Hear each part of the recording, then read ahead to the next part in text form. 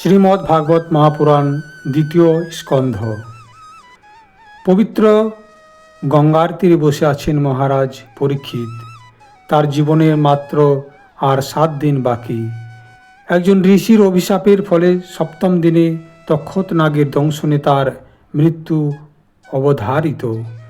কিন্তু মৃত্যু ভয় তাকে বিচলিত করেনি, বরং তার মনে এক গভীর প্রশ্ন জেগেছে।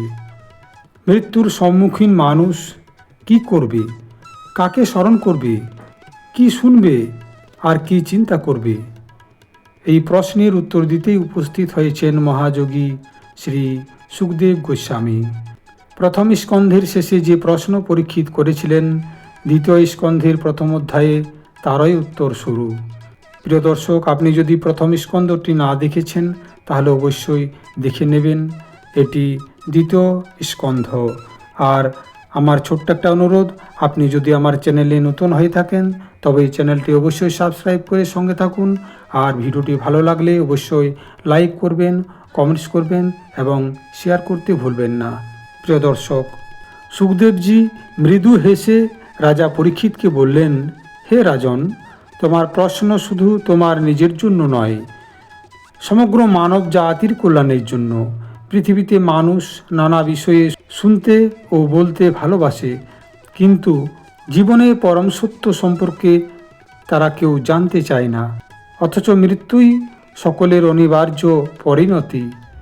তিনি ব্যাখ্যা করলেন, অধিকাংশ মানুষ দিন কাটায় ধন সম্পদ, পরিবার এবং ভোগের চিন্তায়, কিন্তু জীবনের প্রকৃত উদ্দেশ্য হল ভগবানের স্মরণ করা, ভগবানের নাম গান করা, কিন্তু মানুষ সেগুলি ভুলে যায়। শ্রী সুখদেবজি বললেন, যে ব্যক্তি মৃত্যুকে সামনে দেখতে পায় তার উচিত সমস্ত জাগতিক আসক্তিগুলিকে ধীরে ধীরে ত্যাগ করে ভগবানের চরণে মনকে নিবদ্ধ করা। তিনি একটা উদাহরণ দিলেন, বললেন, যেমন নদীর জল শেষ পর্যন্ত সমুদ্রে গিয়ে মিশে যায়, ঠিক তেমনই মানুষের চিন্তা, বাক্য এবং কর্মের শেষ গন্তব্য স্থান হল সেই পরমেশ্বর। এই কথাগুলি পরীক্ষিতের হৃদয়কে স্পর্শ করল। পরীক্ষিত গভীর মনোযোগ দিয়ে শুনতে লাগলেন। চারপাশে সমবেত ঋষিরাও নিস্তব্ধ রইল। শ্রী সুখদেবজি বুঝতে পারলেন যে সকলের পক্ষে একাগ্রচিত্তে শ্রীকৃষ্ণের দিব্য রূপ ধ্যান করা সহজ কথা নয়। তাই তিনি নবীন সাধকদের জন্য এক বিশেষ উপায় বললেন। তিনি বললেন, প্রথমে সমগ্র বিশ্ব ব্রহ্মাণ্ডকেই ভগবানের বিরাট শরীর হিসাবে কল্পনা করো। তখন তিনি প্রত্যেকের মনে এক বিস্ময়কর চিত্র আঁকলেন সেই বিরাট পুরুষের পাতালোক হল পদতল, পৃথিবী তার নিতস্ব, আকাশ তার নাভি, সূর্য এবং চন্দ্র তার 2টি চক্ষু, দিকগুলি হলো তার কর্ণ, পর্বতমালা তার অস্থি, নদীগুলি তার শিরা এবং বৃক্ষরাজি তার লোমরাশি। এইভাবে সমগ্র বিশ্ব যেন এক মহাবিশাল ঈশ্বরীয় রূপে রূপান্তরিত হলো। শ্রী সুখদেবজি বললেন যে এখনও ভগবানের সূক্ষ্ম এবং ব্যক্তিগত রূপকে উপলব্ধি করতে পারে না, সে এই বিরাট বিশ্বরূপে ঈশ্বরকে অনুভব করতে পারবে। এরপর তিনি যোগ সাধনার কথাও বললেন। এক নির্জন স্থানে বসে শ্বাস নিয়ন্ত্রণ করে, ইন্দ্রিয়কে সংযত করে ধীরে ধীরে মনকে ভগবানের দিকে নিবদ্ধ করতে হবে। যখন মন সংসারের আকর্ষণ থেকে মুক্ত হবে, তখন আত্মা নিজের প্রকৃত পরিচয় উপলব্ধি করতে শুরু করবে। এ কথা শুনে পরীক্ষিতের মনে আরও কৌতূহল জাগল। সুখদেবের বর্ণিত বিরাট পুরুষের ধ্যান অত্যন্ত মনোমুগ্ধকর ছিল, কিন্তু পরীক্ষিত ভাবলেন, এই বিশ্বরূপের ধ্যানের পরে কি? ভগবানকে আরও গভীরভাবে কিভাবে উপলব্ধি করা যায়? তিনি বিনীতভাবে জিজ্ঞাসা করলেন, হে ব্রাহ্মণ, মনকে কোথায় এবং কিভাবে স্থির করলে হৃদয়ের সমস্ত মলিনতা দূর হবে? ধ্যানের প্রকৃত পদ্ধতি কি? বিশ্বরূপ তো বাইরের জগতের প্রকাশ, কিন্তু সেই পরমেশ্বর কি আমার হৃদয়ের মধ্যেও বিরাজমান করেন? তখন শ্রী সুখদেবজি মৃদু হাসলেন। তিনি বুঝতে পারলেন পরীক্ষিত এখন সাধনার আরও গভীর স্তরে প্রবেশ করতে প্রস্তুত। তিনি বললেন, হে রাজন, যে সাধক বিশ্বরূপ ধ্যান করে মনকে স্থির করতে পেরেছে, সে এবার হৃদয়ের অন্তরে বিরাজমান পরমাত্মার ধ্যান করবে। সুখদেবজি বর্ণনা করতে লাগলেন যে মানুষের হৃদয় যেন একটি অপূর্ব পদ্ম ফুল। সেই হৃদয় পদ্মের মধ্যখানে বসে আছেন চতুর্ভুজ শ্রীহরি। তার পীতাম্বর সোনালি আভা ছড়াচ্ছে, বক্ষে কৌস্তুভ মণি দীপ্তিমান, গলায় বনমালা, মস্তকে মুকুট, মুখে মধুর হাসি। তার চক্ষুগুলি সদ্য প্রস্ফুটিত পদ্মের মতো স্নিগ্ধ এবং করুণাময়। শ্রী সুখদেবজি বললেন, সাধক প্রথমে ভগবানের পদযুগল ধ্যান করবে, তারপর ধীরে ধীরে তার জাঙ্ঘ, বক্ষ, বাহু, মুখমণ্ডল এক এক করে সমগ্র রূপ হৃদয়ে ধারণ করবে। এইভাবে মন ক্রমশ শুদ্ধ হতে থাকে। এরপর শ্রী সুখদেবজি একটু অন্য প্রসঙ্গে নিয়ে গেলেন। তিনি বৈরাগ্যের শিক্ষা দিতে লাগলেন। তিনি বললেন, মানুষ অযথা ভোগবিলাসের জন্য জীবনকে নষ্ট করে, অথচ প্রকৃতি নিজেই প্রয়োজনীয় সব কিছু দিয়ে রেখেছে।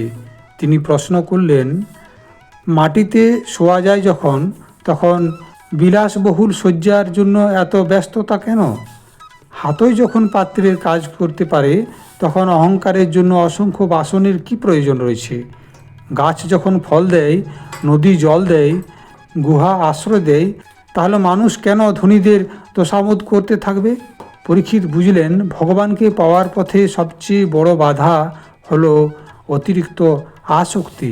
মৃত্যুর পূর্বে মানুষের কি করা উচিত, এ বিষয়ে শ্রী সুখদেবজি বললেন, যে যোগী দেহত্যাগ করতে প্রস্তুত, সে শান্তভাবে বসে মন এবং ইন্দ্রিয়কে নিয়ন্ত্রণ করবে।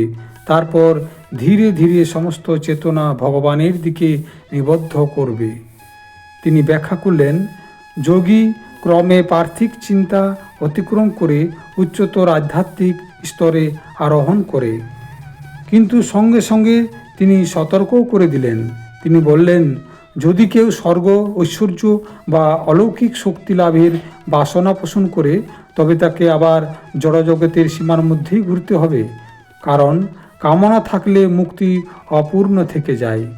এতক্ষণ পর্যন্ত সুখদেবজি যোগ, ধ্যান এবং বৈরাগ্যের নানা স্তর ব্যাখ্যা করলেন, কিন্তু শেষে তিনি এক অসাধারণ সিদ্ধান্ত ঘোষণা করলেন। তিনি বললেন, হে রাজন, সমগ্র বেদের সার কথা আমি তোমাকে বলছি। এই জগতে ভগবান বাসুদেবের ভক্তিযোগের চেয়ে শ্রেষ্ঠ পথ আর কিছুই নেই। তারপর তিনি সেই বিখ্যাত উপদেশগুলি দিলেন। তিনি বললেন, যেখানেই থাকো, যে অবস্থাতেই থাকো, সর্বদা ভগবানের কথা শ্রবণ করো আর তার গুণকীর্তন করো এবং তাকে স্মরণ করো। এই তিনটি জীবনের পরম কল্যাণের পথ। সুখদেবজির এই অমৃত বাণী শুনে পরীক্ষিতের হৃদয় আনন্দে ভরে উঠল। তিনি বুঝতে পারলেন যে বিশ্বরূপ ধ্যান ছিল প্রথম ধাপ, হৃদয়ের অন্তরে পরমাত্মার দর্শন হলো দ্বিতীয় ধাপ, কিন্তু সব কিছুর চূড়ান্ত লক্ষ্য হলো প্রেম ভক্তি, যেখানে ভক্ত কেবল ভগবানের গৌরব শুনতে, গাইতে এবং স্মরণ করতেই চায়। তখন তার মনে নূতন কৌতূহল জন্মালো। যদি ভক্তই সর্বোচ্চ পথ হয়, তাহলে বিভিন্ন মানুষের জন্য উপাসনার পদ্ধতি কি? বিভিন্ন দেবদেবীর পূজা, কামনা, ভক্তি, এসবের মধ্যে পার্থক্য কোথায়? মানুষ তো বিভিন্ন কামনা নিয়ে জীবনযাপন করে। কেউ ধন চায়, কেউ সন্তান চায়, কেউ যশ চায়, কেউ আবার মুক্তি চায়। এদের পথ কি এক? তখন শ্রী সুখদেবজি বললেন, হে রাজন, এই জগতে মানুষের কামনার শেষ নেই। কেউ শক্তি চায়, কেউ সৌন্দর্য, কেউ দীর্ঘ আয়ু, কেউ রাজ্য, কেউ স্বর্গসুখ। এই কারণেই প্রাচীনকালে বিভিন্ন কামনার জন্য বিভিন্ন দেবতার উপাসনার বিধান ছিল। কেউ সম্পদের জন্য বিশেষ দেবতার আশ্রয় নিত, কেউ সন্তানের জন্য, কেউ বিদ্যার জন্য, আবার কেউ বিজয়ের জন্য। পরীক্ষিত মনোযোগ দিয়ে শুনতে লাগলেন। সুখদেবজি যেন মানুষের সমগ্র মানসিকতার একটা চিত্র তুলে ধরলেন। তিনি বোঝালেন যে অধিকাংশ মানুষ ভগবানের কাছে নয়, তাদের নিজের ইচ্ছা পূরণের জন্য দেবতাদের কাছে যায়। এরপর শ্রী সুখদেবজি সমস্ত আলোচনার সার কথা প্রকাশ করলেন। তিনি বললেন, কেউ কামনাহীন হোক, কেউ অসংখ্য কামনায় পূর্ণ হোক কিংবা কেউ মুক্তি কামনা করুক, যে সত্যি বুদ্ধিমান সে সর্বান্তঃকরণে পরম পুরুষোত্তম ভগবানেরই ভক্তি করবে। এই কথা শুনে পরীক্ষিতের হৃদয় আরও আনন্দে ভরে উঠল, কারণ তিনি বুঝতে পারলেন ভগবানের ভক্তি কোনো নির্দিষ্ট শ্রেণীর মানুষের জন্য নয়। কামনাযুক্ত, কামনাহীন, মুক্তিকামী সকলের চূড়ান্ত আশ্রয় একই। সুখদেবজি বললেন, ভগবানের শুদ্ধ ভক্তদের সঙ্গ লাভ করলে মানুষের হৃদয়ে স্বতঃস্ফূর্তভাবে ভক্তি জেগে ওঠে। যেমন শুকনো কাঠ আগুনের কাছে এলে নিজেই জ্বলতে শুরু করে, ঠিক তেমনি সাধুসঙ্গ মানুষের হৃদয়ে ভক্তির আগুন প্রজ্বলিত করে। পরীক্ষিত অনুভব করলেন তিনি নিজেও সেই সাধুসঙ্গের ফল ভোগ করছেন। সুখদেবের কৃপায় তার সমস্ত ভয় দূর হয়ে যাচ্ছে। এরপর শ্রী সুখদেবজি অত্যন্ত শক্তিশালী ভাষায় মানুষের জীবনের প্রকৃত মূল্য ব্যাখ্যা করলেন। তিনি বললেন, যে কান ভগবানের নাম শোনে না, যে জিভ তার গুণগান করে না, যে মাথা তার সামনে নত হয় না, যে পা তীর্থে যায় না, সেই জীবন প্রকৃত অর্থে সফল নয়, সেটি জীবিত থেকেও মৃতের সমান। তিনি নানা উপমা দিলেন। বললেন, ভগবানের কথা না শুনলে মানুষের কান শুধু শরীরের একটা অঙ্গ মাত্র। ভগবানের গুণগান না করলে জিভার প্রকৃত সার্থকতা নেই। ভগবানের চরণে নত না হওয়া মাথা কেবল অহংকারের বোঝাগুলি বহন করে চলে। গঙ্গার তীরে উপস্থিত ঋষিরা এই বাণী শুনে মুগ্ধ হয়ে গেলেন। শ্রী সুখদেবজি ব্যাখ্যা করলেন, যখন মানুষ ভগবানের লীলা কথা শ্রবণ করে তখন ধীরে ধীরে তার হৃদয় পরিবর্তিত হতে শুরু করে। অহংকার কমে যায়, লোভ কমে যায়, ক্রোধ শান্ত হয়, সংসারের প্রতি অন্ধ আসক্তি কমে যায়, আর ভগবানের প্রতি আকর্ষণ বাড়তেই থাকে। এই গভীর উপদেশ শুনে পরীক্ষিতের অন্তরে নূতন কৌতূহল জন্মালো। তিনি ভাবলেন, ভক্তির মাহাত্ম্য তো বুঝলাম, কিন্তু এই বিশ্বজগৎ কিভাবে সৃষ্টি হলো? ভগবান কিভাবে এই অসীম সৃষ্টিকে পরিচালনা করেন? তার মনে সৃষ্টি তত্ত্ব সম্পর্কে জানার আগ্রহ প্রবল হয়ে উঠল। তাই তিনি সুখদেবজিকে জিজ্ঞাসা করলেন, এখন আমি জানতে চাই ভগবান কিভাবে তার শক্তির মাধ্যমে এই বিশ্ব সৃষ্টি করেন, কিভাবে তিনি তা রক্ষা করেন এবং সময় হলে আবার সেগুলিকে লয় করেন। তিনি আরও বললেন, এক ভগবান হওয়া সত্ত্বেও তিনি কিভাবে অসংখ্য অবতার এবং রূপে প্রকাশিত হন, কিভাবে তিনি একসঙ্গে সর্বত্র বিরাজমান থাকেন, আবার নিজস্ব ধামে অবস্থানও করেন। পরীক্ষিতের এই প্রশ্নগুলি শুনে শ্রী সুখদেবজি কিছুক্ষণ ধ্যানমগ্ন হলেন। তারপর তিনি ভগবানের উদ্দেশ্যে ভগবানকে প্রণাম নিবেদন করতে শুরু করলেন। শ্রী সুখদেবজি ভগবানকে প্রণাম করে বললেন, আমি সেই পরম পুরুষকে বারবার প্রণাম করি, যিনি সৃষ্টির পালন ও সংহারের জন্য 3 গুণের শক্তিকে ব্যবহার করেন অথচ নিজে তাদের ঊর্ধ্বে অবস্থান করেন। একের পর এক স্তোত্রে তিনি ভগবানের মহিমা কীর্তন করলেন। প্রিয় দর্শক, সন্ধ্যা আরতির জন্য কিছুক্ষণ বিশ্রাম নিচ্ছি।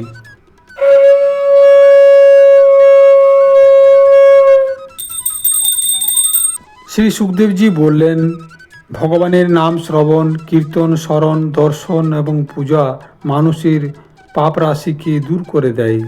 যে ব্যক্তি আন্তরিকভাবে ভগবানের শরণ গ্রহণ করে তার হৃদয় ধীরে ধীরে জড়জগতের বন্ধন থেকে মুক্ত হতে থাকে। গঙ্গার তীরে সমবেত সমস্ত ঋষিগণ এই স্তব শুনে মুগ্ধ হয়ে গেলেন। সুখদেবজি একটা গুরুত্বপূর্ণ শিক্ষা দিলেন।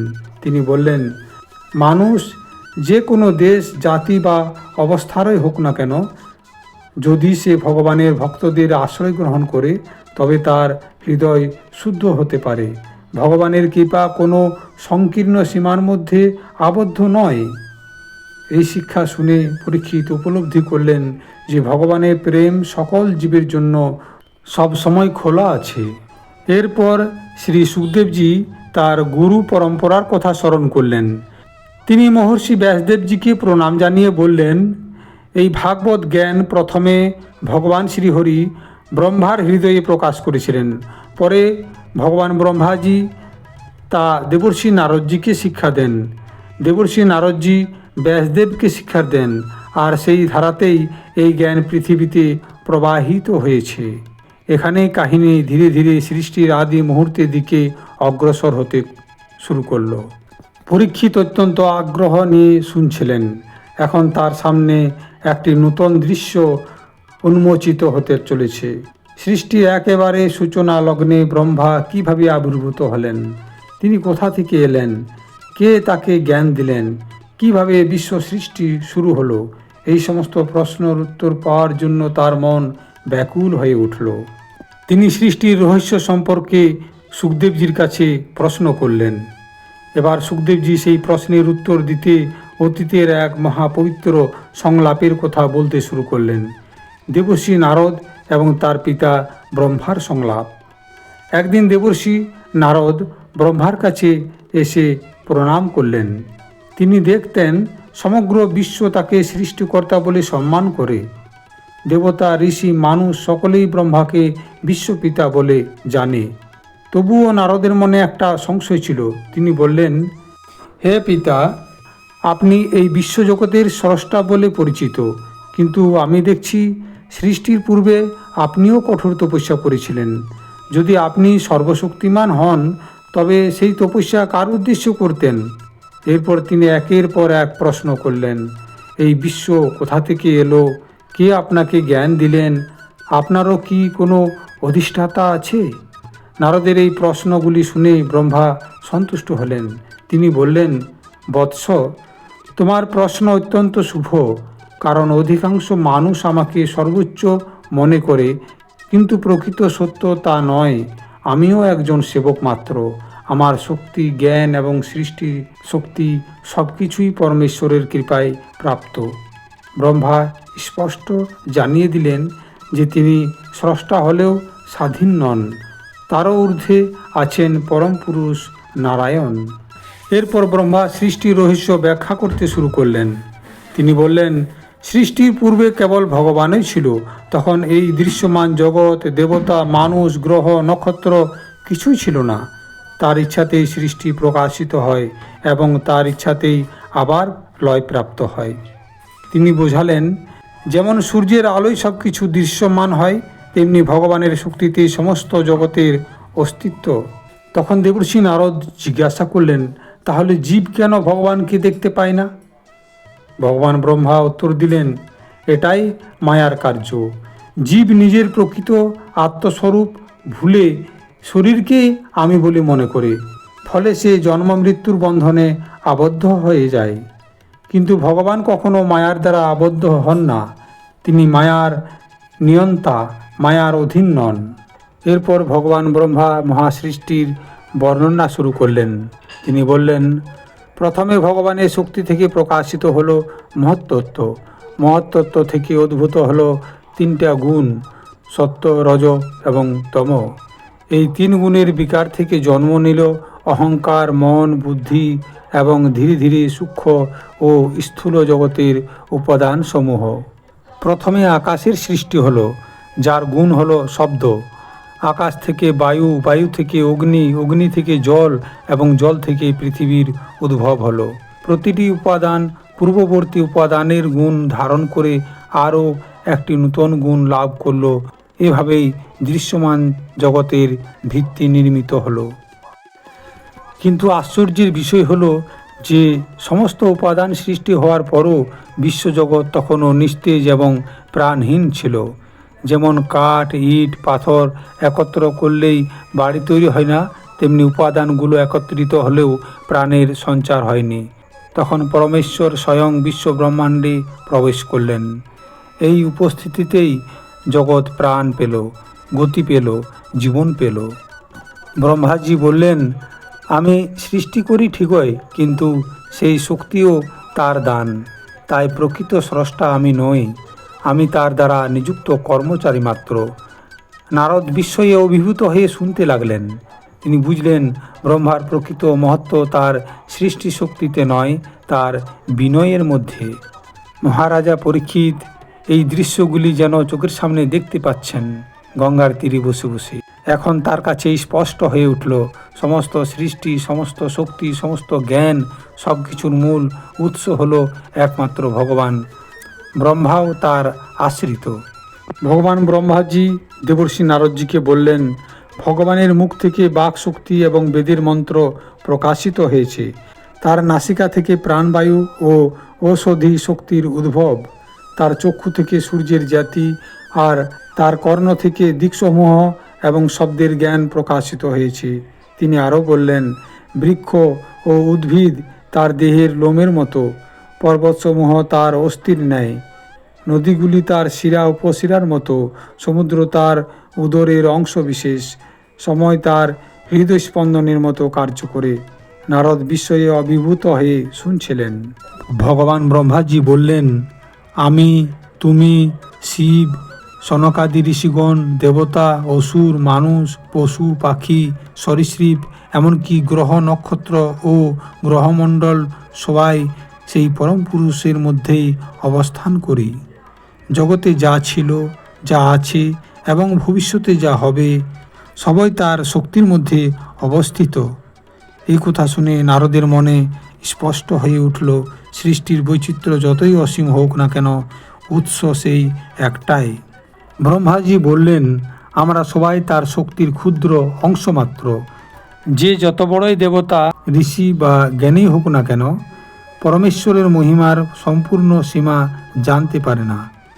তিনি নিজেকেও সেই নিয়মের বাইরে রাখলেন না। তিনি বললেন, আমি সৃষ্টিকর্তা নামে পরিচিত হলেও তার অসীম মহিমার শেষ আমি নিজেও জানি না। এরপর ভগবান ব্রহ্মা একটা গভীর তত্ত্ব প্রকাশ করলেন। তিনি বললেন, যখন সৃষ্টির শুরুতে তিনি পদ্মের উপর আবির্ভূত হন, তখন যজ্ঞ করার জন্য কোনো উপকরণই ছিল না। পরে তিনি উপলব্ধি করেন যে যজ্ঞের সমস্ত উপকরণ, অগ্নি, ঘৃত, মন্ত্র, বেদ, পুরোহিত, সময়, দ্রব্য সব কিছুই ভগবানের দেহ থেকেই প্রকাশিত হয়েছে। অর্থাৎ যজ্ঞের উপকরণও তিনি, যজ্ঞের ভোক্তাও তিনি, যজ্ঞের ফলদাতাও তিনিই। দীর্ঘ স্তবের শেষে ব্রহ্মা নারদকে বললেন, হে নারদ, এখন তুমি ভগবানের অবতার এবং লীলা কথা শ্রবণ করো। এই কাহিনীগুলি হৃদয়ে সমস্ত অশুদ্ধতা দূর করে এবং ভক্তিকে জাগ্রত করে তোলে। গঙ্গার তীরে বসে বসে পরীক্ষিত সুখদেবজির কথা থেকে অনুভব করলেন যে বিশ্বজগৎ আর তার কাছে জড়জগতের সমষ্টি নয়। সূর্য, চন্দ্র, নদী, পর্বত, প্রাণী, মানুষ, এই সব কিছুই ভগবানের বিশ্বরূপের অংশ। এই উপলব্ধি তার হৃদয়ে গভীর ভক্তি এবং বিস্ময় জাগিয়ে তুলল। সেই সময় সুখদেবজি সেই প্রাচীন কথোপকথনের ধারাবাহিকতায় বললেন কিভাবে ব্রহ্মা দেবর্ষি নারদকে ভগবানের বিভিন্ন অবতারের কাহিনী শুনিয়েছিলেন। সুখদেবজি বলতে শুরু করলেন, ভগবান ব্রহ্মা বললেন, হে নারদ, ভগবান অসীম, তার অবতারেরও অন্ত নেই। তবুও প্রধান প্রধান অবতারগুলির কথা আমি তোমাকে বলছি, যাতে তার করুণা এবং লীলার পরিচয় পাওয়া যায়। নারদ আগ্রহ ভরে শুনতে লাগলেন। ব্রহ্মাজি বললেন, সৃষ্টির আদিকালে অসুর হিরণ্যক্ষ পৃথিবীকে মহাসমুদ্রের গভীরে ডুবিয়ে দিয়েছিল। তখন ভগবান এক বিশাল বরাহ রূপ ধারণ করলেন। তার গর্জনে দিক বিদিক কেঁপে উঠল। তিনি সমুদ্রের গভীরে প্রবেশ করে তার দাঁত পৃথিবীকে তুলে আনলেন এবং হিরণ্যক্ষকে বধ করলেন। নারদের মনে বিস্ময় জাগল, ভগবান কেবল দেবতাদের নয়, সমগ্র পৃথিবীর রক্ষক। এরপর ভগবান ব্রহ্মাজি কপিল দেবের কথা বললেন, যিনি তার মাতা দেবহূতিকে আত্মজ্ঞান এবং মুক্তির পথ শিক্ষা দিয়েছিলেন। আবার দত্তাত্রেয় রূপে তিনি অসংখ্য সাধককে আধ্যাত্মিক জ্ঞান দান করেছিলেন। 4 কুমার সনক, সনন্দন, সনাতন ও সনত কুমার জগতে ব্রহ্মজ্ঞান প্রচার করেছিলেন। হিমালয়ের পবিত্র বদিরিকাশ্রমে নরনারায়ণ ঋষি কঠোর তপস্যার মাধ্যমে দেখিয়েছিলেন যে ইন্দ্রিয়গুলিকে জয় করা সম্ভব। এরপর ব্রহ্মা ধ্রুব মহারাজের কথা স্মরণ করলেন। ছোট্ট ধ্রুব অপমানিত হয়ে বনবাসে গিয়ে ভগবানের কঠোর আরাধনা করেছিলেন। ভগবান তার ভক্তিতে সন্তুষ্ট হয়ে তাকে ধ্রুবলোক দান করেছিলেন, যা আজও আকাশে ধ্রুবতারা নামে পরিচিত রয়েছে। যখন পৃথিবীতে ধর্ম দুর্বল হয়ে পড়েছিল, তখন ভগবান পৃথু মহারাজ রূপে আবির্ভূত হয়ে প্রজাদের কল্যাণ সাধন করেন। আবার ঋষভদেব রূপে তিনি বৈরাগ্য, আত্মসংযম ও মুক্ত জীবনের আদর্শ স্থাপন করেন।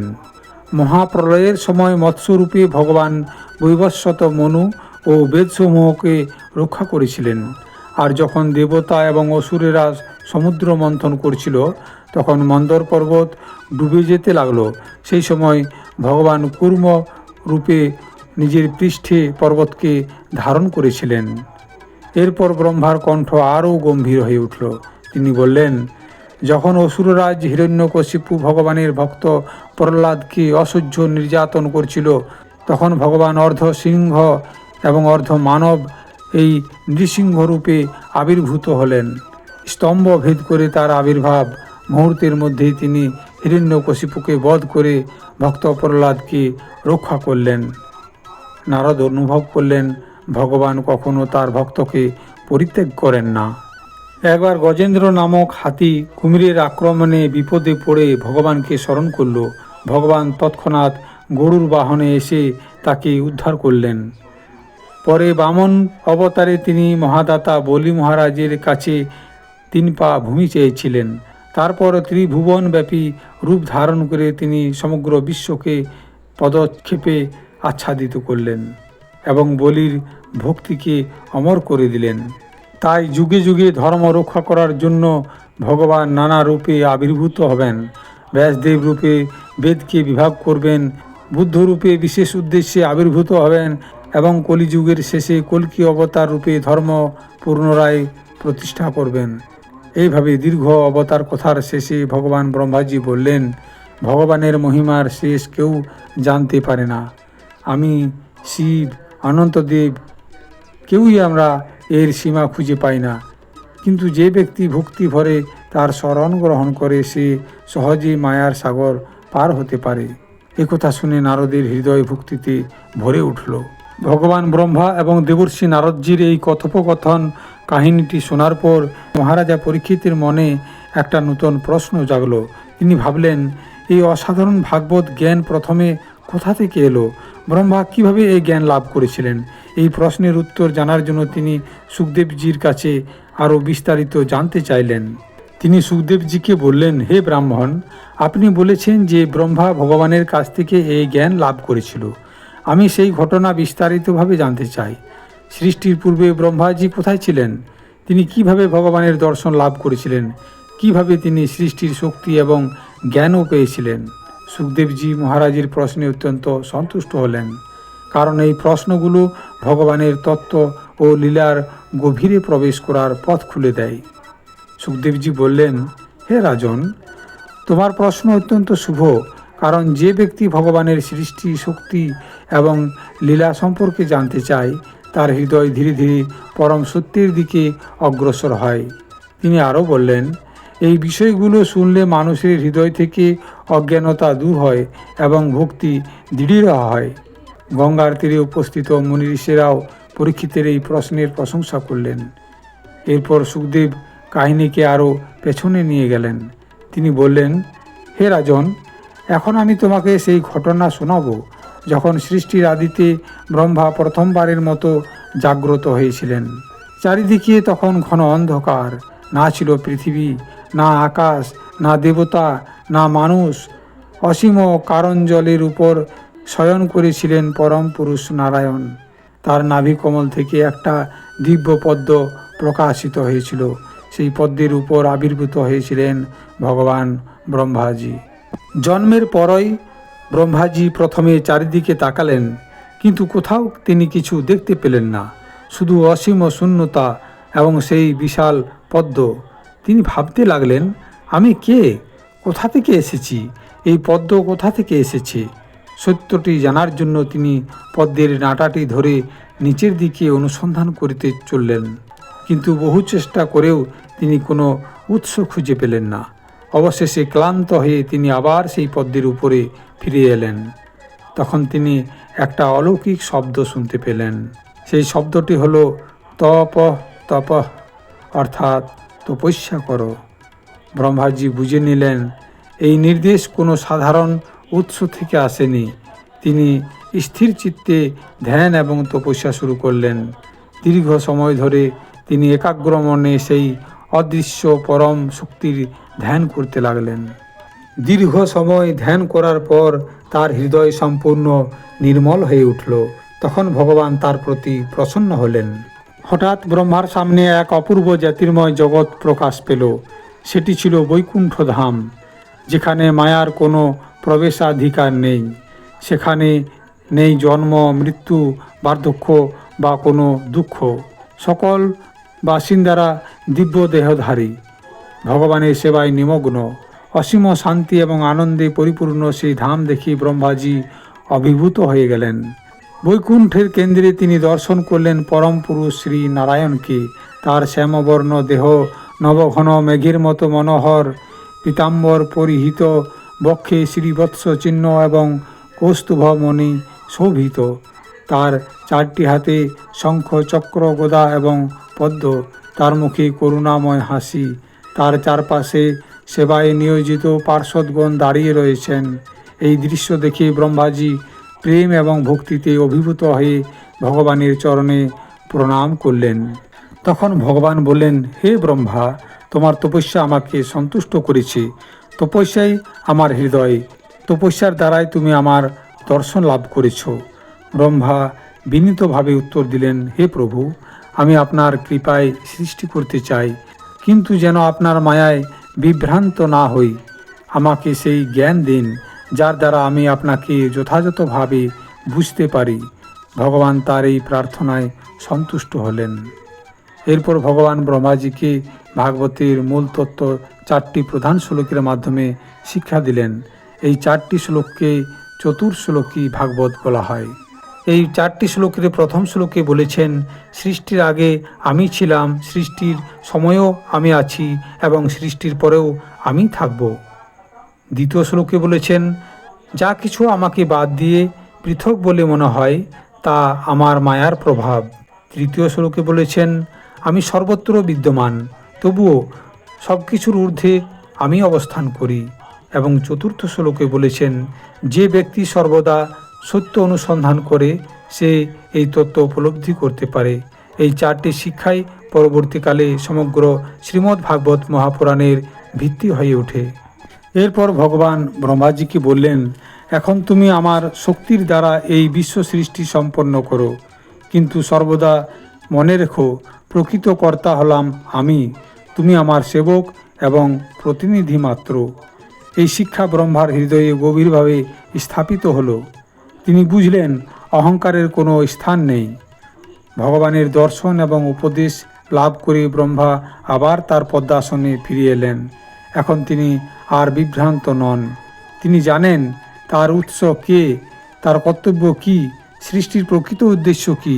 এই জ্ঞান নিয়ে তিনি বিশ্ব সৃষ্টি শুরু করলেন। শ্রী সুখদেবজির মুখে এই কাহিনী শুনে মহারাজ পরীক্ষিতের হৃদয় ভক্তিতে ভরে উঠল। তিনি উপলব্ধি করলেন জীবনের সর্বোচ্চ লক্ষ্য কেবল জগতের রহস্য জানা নয়, বরং সেই পরমেশ্বরকে জানা যিনি সকল রহস্যের উৎস। শ্রী সুখদেবজি বললেন, হে রাজন, শ্রীমদ্ ভাগবত পুরাণে অসংখ্য লীলা, তত্ত্ব এবং উপদেশ রয়েছে, কিন্তু এর মূল আলোচনা 10টি প্রধান বিষয়কে কেন্দ্র করে আবর্তিত হয়েছে। তিনি সেই 10টি বিষয়ের নাম বললেন। সেই 10টি বিষয় হল স্বর্গ, বিসর্গ, স্থান, পোষণ, উতি, মন্বন্তর, ঈশানুকথা, নিরোধ, মুক্তি এবং আশ্রয়। শ্রী সুখদেবজি এগুলিকে ব্যাখ্যা করে বুঝিয়ে দিলেন। তিনি বললেন যে সৃষ্টির শুরুতে ভগবানের শক্তি থেকে মহত্তত্ত্ব, অহংকার, পঞ্চমহাভূত এবং জগতের মৌলিক উপাদানসমূহের উৎপত্তি হয়, আর এটাই হলো স্বর্গ। দ্বিতীয় হলো বিসর্গ। বিসর্গর ব্যাখ্যা করে তিনি বললেন, এরপর ব্রহ্মা ভগবানের আদেশে জীবজগৎ, দেবতা, মানুষ, প্রাণী এবং অন্যান্য সৃষ্টিকে প্রকাশ করেন, এটাই হলো বিসর্গ। তৃতীয় স্থান। ভগবান সমগ্র সৃষ্টিকে একটা সুশৃঙ্খল ব্যবস্থায় স্থাপন করেন। সূর্য, চন্দ্র, গ্রহ, লোক, জীব সব কিছু নির্দিষ্ট নিয়মে পরিচালিত হয়, এটা হলো স্থান। চতুর্থ পোষণ। ভক্ত যখন বিপদে পড়ে তখন ভগবান তাকে রক্ষা করেন। প্রহ্লাদকে রক্ষা করার জন্য ভগবান নৃসিংহ অবতার নিয়েছিলেন, গজেন্দ্রকে রক্ষা করার জন্য তিনি আবির্ভূত হয়েছিলেন। এই সবই হলো পোষণের উদাহরণ। পঞ্চম হলো উতি। জীবের অন্তরের বাসনা এবং কর্ম প্রবৃত্তি তাকে বিভিন্ন কর্মে পরিচালিত করে, আর সেই বাসনার ফলেই জন্ম মৃত্যুর চক্রে যেতে হয়। এটা হলো উতি। ষষ্ঠ হলো মন্বন্তর। সময়ের বিশাল চক্রে বিভিন্ন মনুর আবির্ভাব হয় এবং প্রত্যেক মনুর সময়ে বিশেষ ঘটনা এবং ধর্ম প্রতিষ্ঠা ঘটে।